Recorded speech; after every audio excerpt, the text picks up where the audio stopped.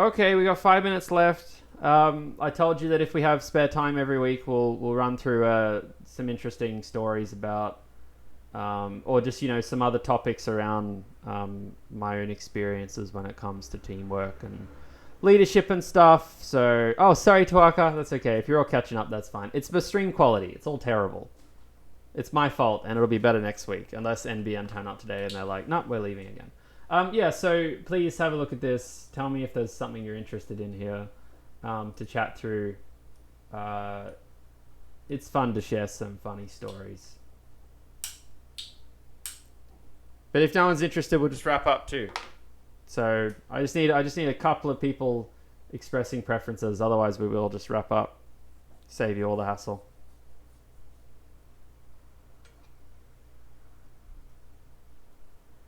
Weeks. Okay, let's just quickly talk about these two things. I might start with resolving disagreements because I think this is just a really important lesson, and then we'll quickly chat about the world record. To be honest, the world record is actually one of the least interesting teamwork things because it was all good teamwork. There wasn't many problems, so that's usually where the good stories arise. So just on this topic of resolving disagreements, because you're going to come across this your entire life, right? In the workplace, you're going to get frustrated. You're going to want to strangle people. You're going to want to slap them. All of this. And the kind of fundamental thing that you should approach all problems with when you have with other people is that 99% of the time that there are ever disagreements or issues, most of the time, this is not rocket science, the stuff I'm telling you, okay? This is not patented or anything, is that you are just working on a different information or different set of understandings or coming from different contexts. Basically, most of the time when people are presented with the same scenario, the same understanding, most people agree on everything. Most of the time, So if you aren't agreeing with someone on mostly everything most of the time, there's a misunderstanding there. And that's kind of where you need to start from when you have issues, right? I have issues all the time. I'll have issues with tutors sometimes. I'll have issues with students. I'll have issues with employees. I'll have issues with people that employ me.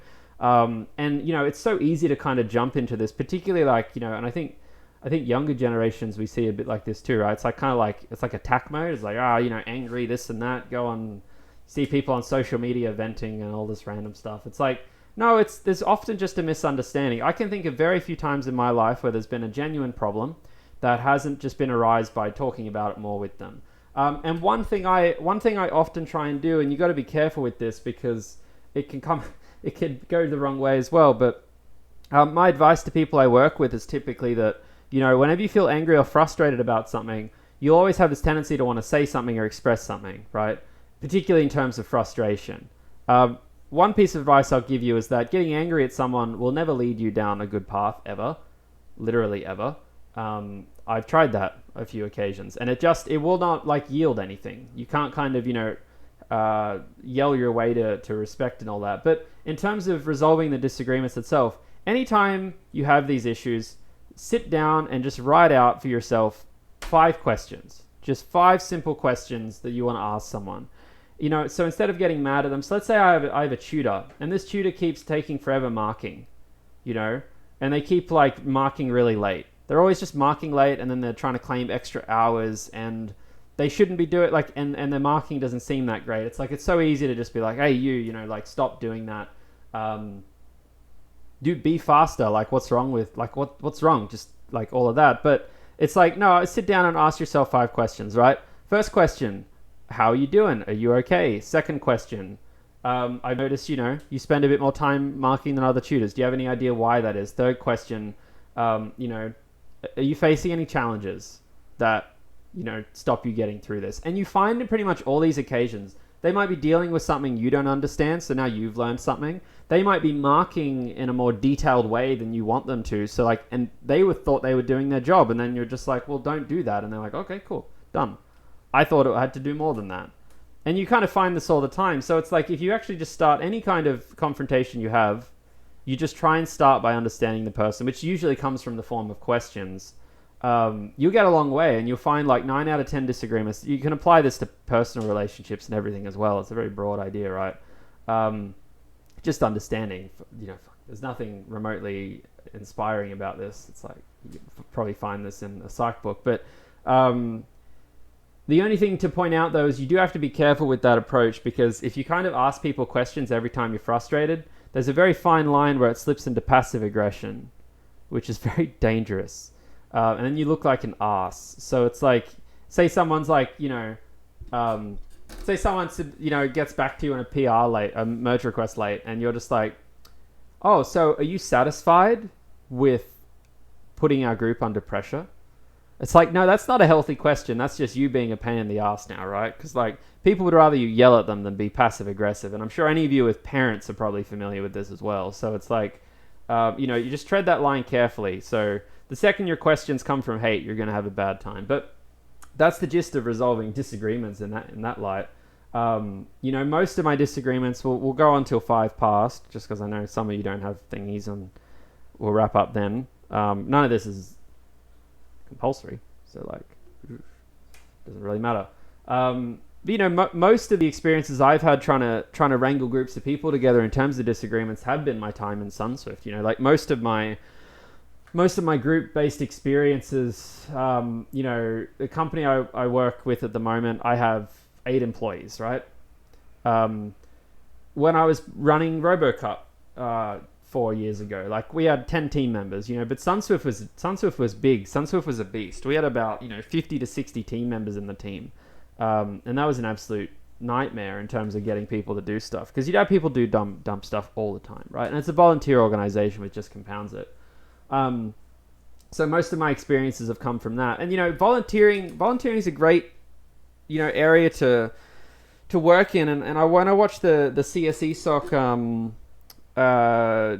AMA with the presidents, I thought Michael Gribben talked really well about how the challenge of the role was that he was kind of responsible for everything at the end of the day, and that's certainly a big problem, because in volunteer organizations, people just don't do a lot, and you get into disagreements all the time because you don't have this ability to just say like, I'm the boss, you're not the boss, etc. Not that you should anyway. So if you ever get a chance to put yourself into some kind of volunteering situation, examples would be like CSE SOC directors, CSE SOC subcommittee, whatever. I think they're called directors, like the subcommittee heads and stuff, where you kind of are responsible for trying to get other people to do things, where your only incentive is that they want to do it. They're really powerful situations to get yourself in, because learning how to motivate people in a scenario where you have nothing to motivate them with besides what you're actually working on together is extremely powerful. So yeah, I don't actually know why this is on the list, to be honest, because there was actually nothing terrible that happened here. These things all had quite funny scenarios, but the short story here, I'll just tell you the story really quickly, is that in 2014, I was in 3rd year. We took this car, SunSwift Eve, which had been built in 2013, and we took it down to Geelong. We took it down to a racetrack in Victoria called, I think it's called Hart. And this racetrack is basically a giant... No, I don't want to log in. Hart track. Victoria, I think it's called Hart. I don't know. Testing ground, Victoria. We took it to what you sometimes call a testing ground, which is basically like a proving ground. It's basically like a giant road track that is like this. This might be it. No, this isn't it. This is Holden's one. Lang. But, this is the kind of thing. It's a proving ground. This is where all the cars you drive, when they make new ones, they take them here and they drive them around here, and there's bumps and there's pits and there's like a big circle and all this kind of stuff. So what we did was we essentially took the car down here, and we tried to break a world record. The world record we broke at the time was, I think we still hold it, but it's a pretty random record. It was the fastest. It was for vehicles up to 500 kilos. It was the fastest car over a 500 kilometer distance in the electric car category, right? That's like what we did. So we got all the car, where we were up to a 500 kilo car because it was a car built out of carbon fiber. So like these solar cars are very light. I think the chassis of this car, if you took the wheels and all the insides out, like just the body itself, the structural components would be about 100-ish kilos. So super, super light. And we took that down to Victoria. So I've lost my page here. And we drove it in a circle for 500 kilometers basically. The previous record we were trying to beat was 56 kilometers an hour. We ended up beating it, I think, at 106.996 or something. 107 kilometers an hour, which was super exciting for the team. And the idea at the time was pretty simple. It was like, okay, you have a car that's really light and has a big battery, so no one else will be able to go this fast, this far on a single charge. So it was 500 kilometers of driving. It was like, 112 laps of this giant circuit or whatever. And one of the annoying things was that we had to get professional race car drivers to actually Carl Motorsport. I can't remember his name. What was his name? Was it Carl Reindler? I don't know. We got two guys in motorsport who had to come and drive the car because we found out that as to break a world record, Carl Reindler. There you go. We got this guy and another guy to come down and actually drive the car for us down in Victoria. And that was pretty annoying at the start because we were like, oh god damn it, this is so annoying. We have to fly them down and they got to teach them how to drive the car and stuff. But they drove it in 2 hour chunks, like 2 hours, 2 hours, 2 hours or something like this. The day was super crazy because it was really foggy this day. It was one of the foggiest days down in Victoria. It was in the middle of July, like quite literally the middle of July. And that was awful because we were nearly having to cancel. So we got there at 6 a.m. It was getting close to, getting close to having to cancel at like 11 because there was just too much fog. So we got to like 11 a.m. We nearly had to cancel. I have a photo of the morning we got there, right? So this is like down in Victoria at like 5 in the morning on this particular day. And it was about 10 minutes before we had to cancel. The fog finally cleared and we managed to start the record attempt. Now here's the scary thing about an attempt like this. You have to start at some point like here. And here's your pit, right? Like in a typical racing scenario, you have a kind of pit and that's where your entire team is. That's where you work on the car. That's where you fix things, So like we had a pit just with the whole team. And if the car at any point broke down outside of the pit, the whole record would have had to have been basically cancelled, because if the car broke down on the opposite side, then we weren't allowed to do anything. We just had to let the driver figure out how to get back there. So that was a really stressful component here. The other problem is that these solar cars, they have I can show you a photo of the pit. There's the pit here, right? So this was what the day was like. These solar cars are very, the tires are very, let me find a photo of the tires. The tires are super crappy.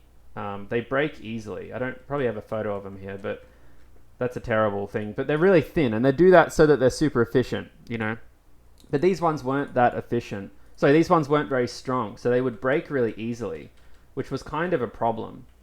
So our biggest worry was about tires popping, and I'll always remember this because we had the drivers going around this. It was more like an oval than a circle, the one we went to. But we were 70 laps into it. And if you say this is the pit, it was a 4 kilometer circle. So we were 500 meters past the pit. And the driver, Garth Walden, he was the second driver, he radioed over and said, I think, I said something like, I think the front left tire is going, or I think it was the front right. Because if you're going in a long bank all the time, around like that, imagine you're taking this anti-clockwise, your front right tire is actually what bears the brunt of the wear on your car, right? Because you think about it yourself, it's if you're going around, that's the tire where all the weight's leaning into as you're fighting that centripetal force. So that's the tire that essentially would have cacked it. But the thing I remember was that, we've had tires pop before. When we have tires starting to go, because they kind of go slowly because there's little tears in them and they start to feel different until they puncture and then they start to deflate quite rapidly.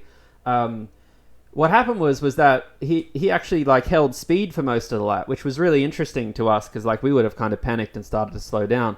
But he actually drove as fast as he could for most of the lap till around here. And a part of that reason was because we talked to him after and he was explaining well, I'm going to drive as fast as I can whilst I have air in the tire. And when he got to about here, the tire had deflated.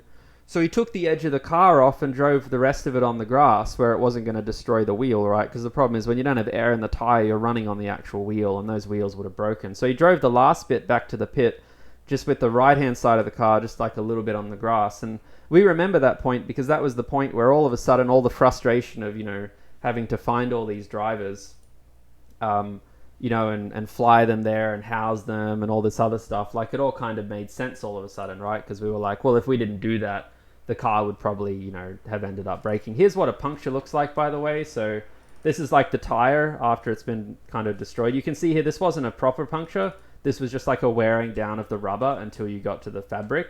So this would have just been slowly bleeding air. This wouldn't have been like an explosion or anything like that.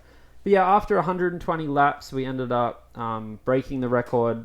It was super exciting. That was really it. It was just a really fast car at like 100. It did 115 on the track. The reason it's 107 is because you have to stop a couple times and it's all counted.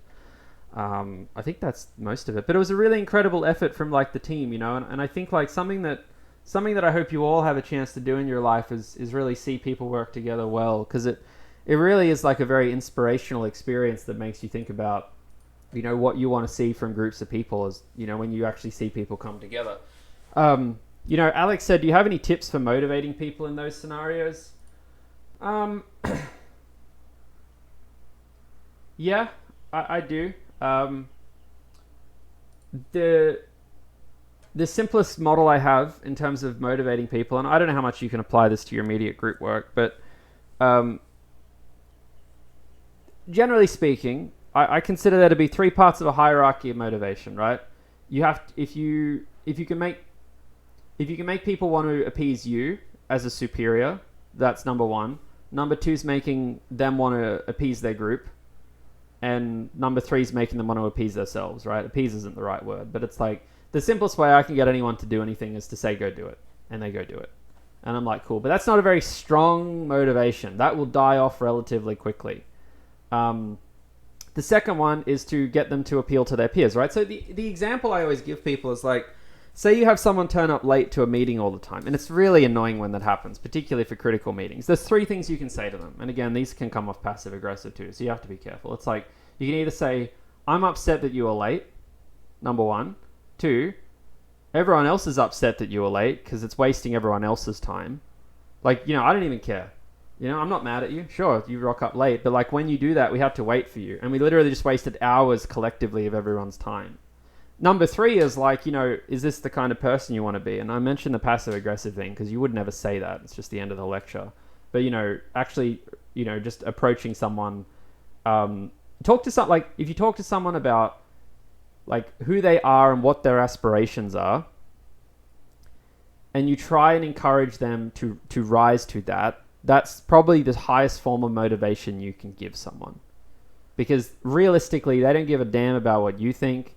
They often don't give a damn about what other people think when they're stressed, but they often care about what they think, particularly when they're really being motivated. So, like if you ever have the opportunity to look after people in a like whether it's like in a job 5 years from now, whether it's like in 3 months from now in some CSE SOC thing, the best thing you can do is sit down with someone that's doing stuff for you, with you in a leadership role, and understand them, understand what they're trying to achieve, understand what they're trying to accomplish, because you can use that as the guiding line and they'll just stay on that because that's what they care about the most, right? They care about meeting some target themselves. Sometimes that'll be respect they want for you. Sometimes that'll be they want to learn something. Sometimes they want to be a particular type of person. I want to be reliable. Maybe they're like, I'm so sick of being unreliable. I just want to be reliable. So it's like, great. When they're not reliable, you can keep coming back to that, Like, no, let's keep trying to be better. Let's make this an experience that you want it to be. So,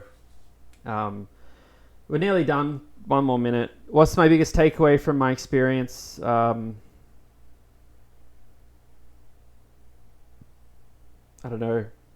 It's a very hard question to summarize. Takeaways in lesson. I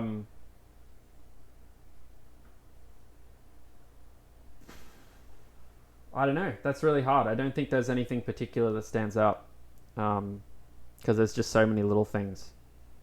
But I mean, you're always learning, right? Like I'm learning a lot in the startup space at the moment.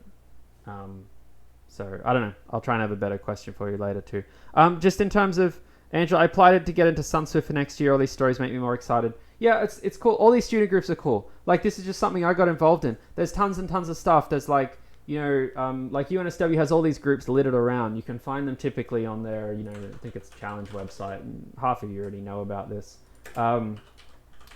So don't think there's like kind of one better one or the other. And just for kind of clarity's sake, I would always be careful with stories people tell you about these things because how much fun you have depends a lot on how it's organized and the type of people that are there.